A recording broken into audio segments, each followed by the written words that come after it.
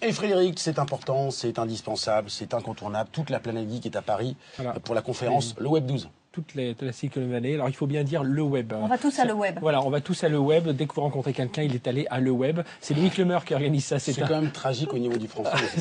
Voilà, le web 12, l'année dernière c'était le web 11. Donc c'est Louis Clemer qui organise ça. C'est un Français qui a réussi sa carrière. Il a vendu plusieurs sociétés.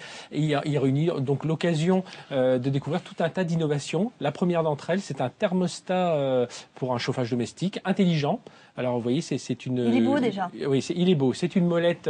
je vous expliquerai son histoire juste après. C'est une molette donc très facile à utiliser. Et pourquoi il est intelligent? Déjà parce qu'il est connecté. On peut le piloter à partir de son iPhone. Si on sait qu'on va rentrer dans 10 minutes, on met un peu de chauffage. On a... Elle est un peu monomaniaque.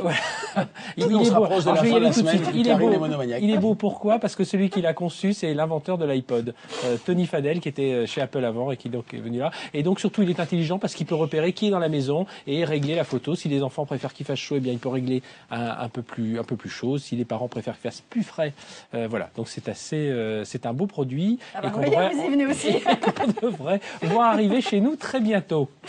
On va parler d'un serre-tête. Alors ça, c'est incroyable. C'est une start-up canadienne qui a fait ça, qui s'appelle Interaxon.